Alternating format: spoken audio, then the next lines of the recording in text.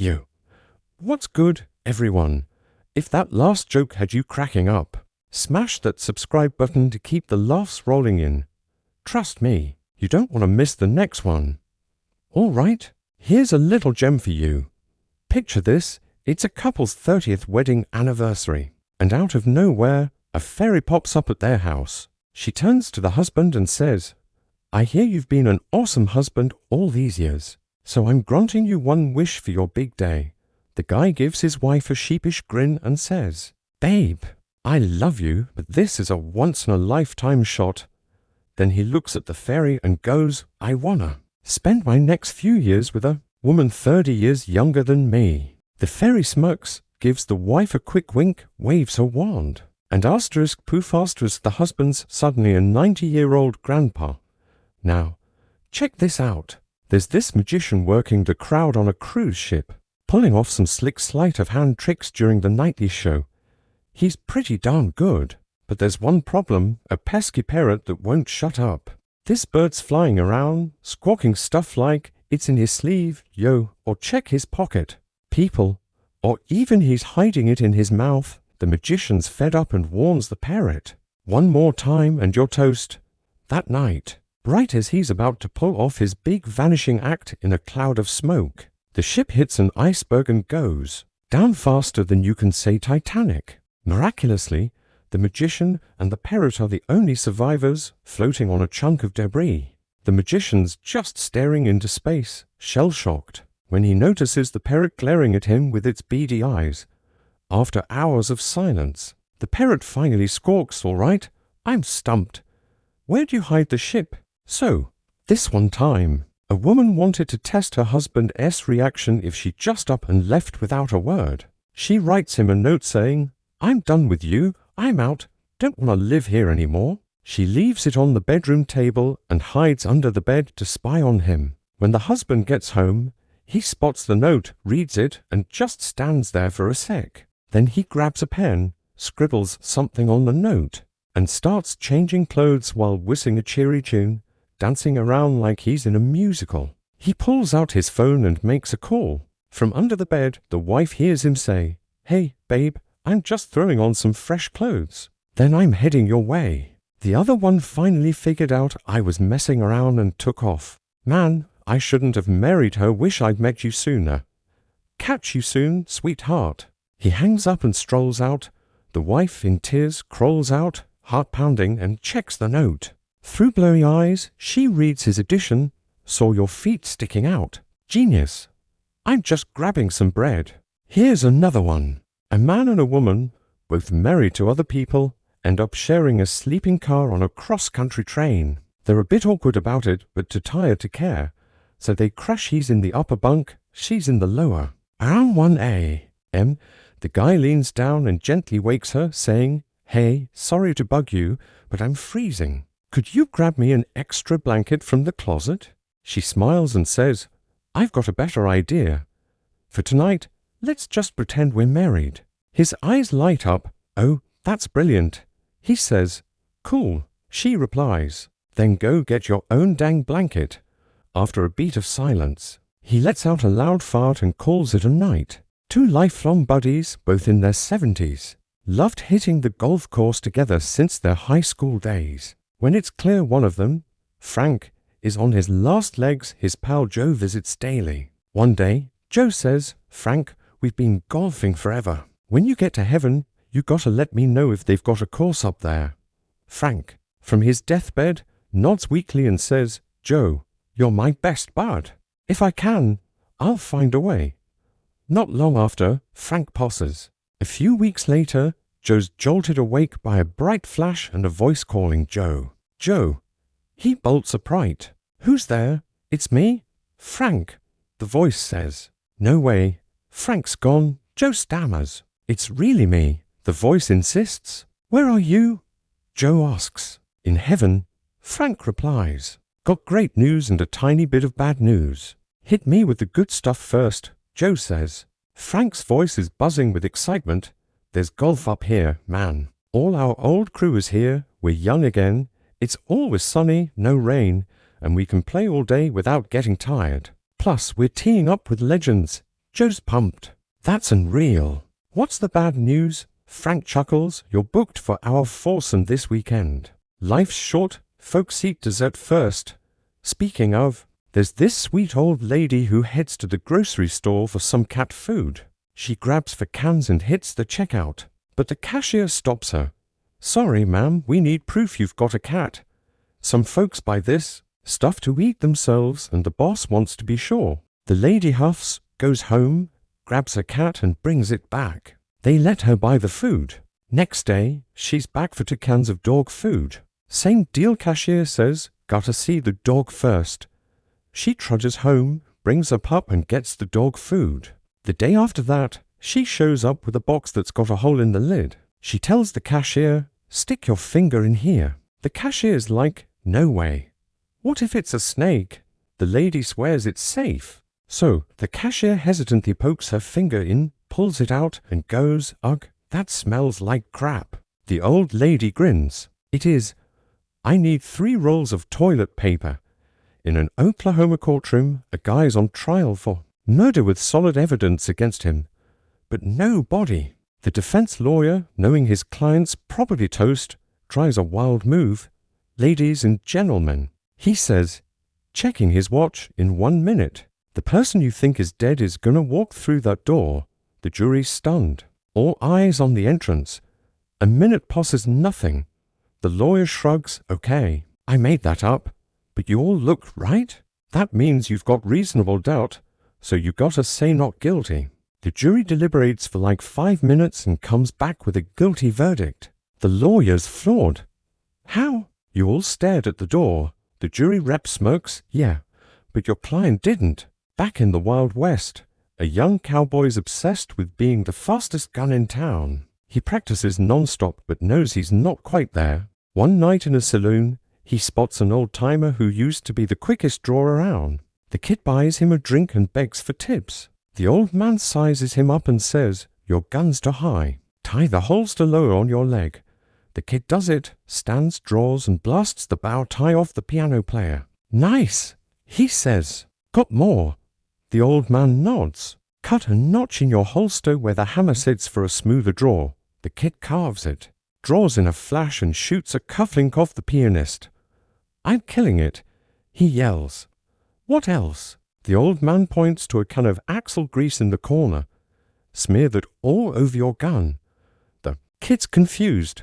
Will that make me faster? Nope, the old man says, but when Wyatt's done playing piano, he's gonna shove that gun where the sun don't shine, and it'll hurt less. A husband and wife are in a cold war, not speaking. That night, the guy remembers he needs to catch a 5 a.m. flight for work. Not wanting to break the silence, he scribbles a note, wake me at 5, and leaves it on her nightstand. Next morning, he wakes up at 9, furious, realizing he missed his flight. He spots a note on his table. It's 5. Get up. Sally is driving through Arizona on a boring business trip when she sees an old woman walking along the road. Feeling chatty, she offers her a lift. The woman nods silently and hops in. Sally tries small talk, but the lady just stares out the window, eyeing everything like a hawk. Then she spots a brown bag next to Sally and asks, what's in there? Sally glances down. Oh, that's a bottle of wine I got for my husband. The old woman pauses, then says, smart trade. A guy is chilling with the newspaper when his wife sneaks up and whacks him on the head with a frying pan. What was that for? He yells. She holds up a slip of paper. Found this in your pocket with Jenny written on it. He laughs. Babe, that's from last week when I went to the racetrack with the guys. Jenny was the horse I bet on. She nods and walks off. 3 days later, he's reading again when asterisk bam asterisk another pan to the head. What now? He shouts. She smirks. Your horse just called. A gorgeous woman walks into a quiet pub and waves the bartender over with a flirty smile. He leans in and she starts running her fingers through his beard, all slow and seductive. Are you the manager? She purrs, stroking his face. Nope, he says, a bit flustered. Can you get him? I need to talk to him, she says, her hands now in his hair. He's not here, the bartender stammers. Anything I can do? She leans closer, brushing his lips with her fingers. Yeah, she whispers. Tell him the ladies' room is out of toilet paper and soap. An old lawyer, facing a terminal illness, is determined to take his cash with him. He tells his wife to withdraw his savings, stuff it into 2 pillowcases, and stash them in the attic above his bed. His plan? Grab the bags on his way to heaven. Weeks after his funeral, his wife's cleaning the attic and finds the money. That old fool, she mutters. I told him we should have put it in the basement. A lawyer dies and shows up at the pearly gates. St. Peter's flipping through his files. What kind of lawyer were you? He asks. Divorce attorney, the guy says. St. Peter checks the records. Yup, you're expected. Your time's up. The lawyer's confused. How? I'm only 48, St. Peter raises an eyebrow. Really? Based on the hours you bill your clients, we figured you're at least 120. An elderly couple's having dinner at their friend's place. After eating, the wives head to the kitchen, leaving the guys to chat. One says, we went to this amazing new spot last night, highly recommended. The other guy asks, what's it called? The first guy scratches his head. What's that red flower you give someone you love? Carnation. His friend guesses. No. The other one. Poppy? No. The thorny one, a rose. That's it. He turns toward the kitchen and yells, Rose. What was that restaurant we went to? A stunning model boards a plane to New York with an economy ticket, but spots the plush first-class seats. She slides into the last empty one. The flight attendant checks her ticket and says, Ma'am, your seat's in economy. The model tosses her hair.